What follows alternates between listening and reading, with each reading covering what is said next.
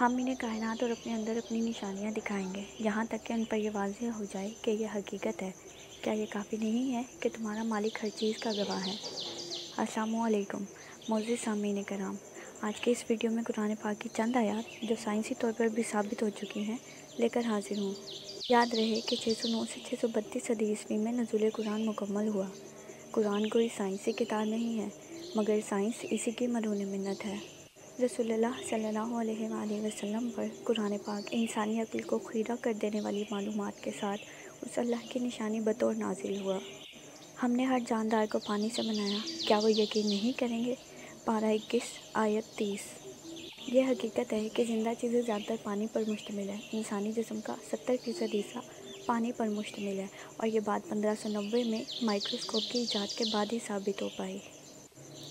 ہم نے انسان کو مٹی کے ایک نچوڑ سے پیدا کیا، پھر ہم نے اسے ایک بستی کی طرح بسیرا بنا دیا، پھر ہم نے قطرے کو علقہ میں ڈال دیا، پھر ہم نے علاقوں کو مدغہ بنا دیا۔ پارہ 23 آیت 12 سے 14۔ پروفیسر ایمریٹس کیتھ ایل مور انیٹومی اور برنولوجی کے شعبوں میں دنیا کے ممتاز سائنسدانوں میں سے ایک اس بارے میں کہتے ہیں کہ یہ بات میرے لیے واضح ہے کہ یہ بیانات خدا کی طرف سے محمد مصطفیٰ صلی اللہ علیہ وآلہ وسلم کے پاس ضرور آئے ہیں، کیونکہ اس علم کی دریافت کئی صدیوں بعد ہوئی۔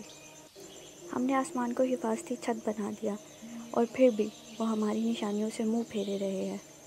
پارہ 21 آیت 32۔ آسمان کے اوپر درجہ حرارت -270 ڈگری سیلسیس ہے اور اگر آسمان نہ ہو تو زمین کچھ ہی منٹوں میں برف سے ڈھک جائے۔ ہم نے لوہے کو اس کی عظیم فطری طاقت اور انسانیت کے لیے اس کے بہت سارے فوائد کے ساتھ اتارا۔ پارہ 25 آیت 57۔ آپ کو مجھے یہ بتانے کی بالکل ضرورت محسوس نہیں ہو رہی کہ آج لوہے کے کیا فوائد اور استعمالات ہیں، پر جو بات قابل غور وہ یہ ہے کہ تمام انسانیت کے لیے، محض مسلمانوں کے لیے نہیں۔ یہاں سے قرآن کی وسعت کا اندازہ لگایا جا سکتا ہے۔ ارشاد باری تعالیٰ ہے، اس نے دونوں سمندروں کی ملاقات کو ایک ساتھ چھوڑ دیا ہے، ان کے درمیان ایک رکاوٹ ہے تو وہ حد سے تجاوز نہیں کرتے۔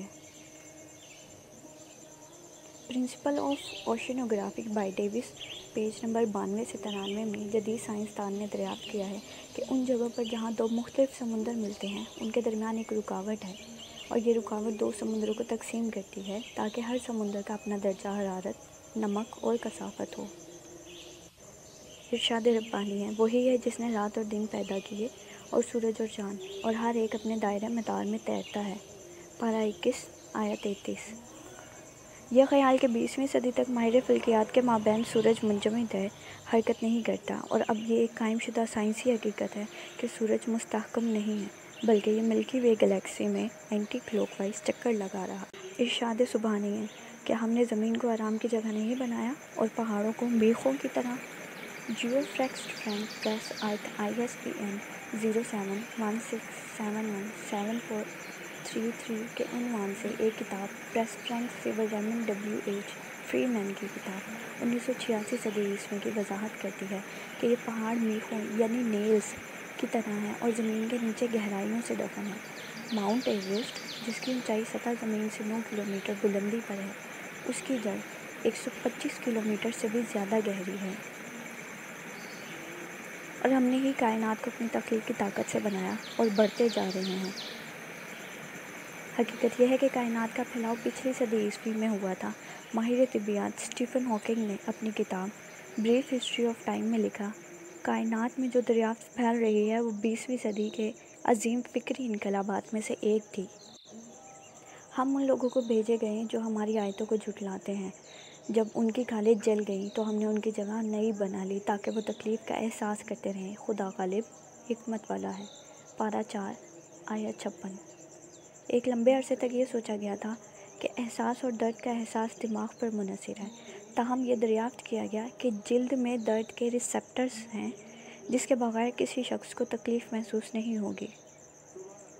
معزز سامعین، پھر حاضر ہوں گے کسی اور تحقیقی ویڈیو کے ساتھ۔ ویڈیو کو لائک اور سبسکرائب کرنا مت بھولیے گا۔ اپنا خیال رکھیے گا۔ اللہ حافظ۔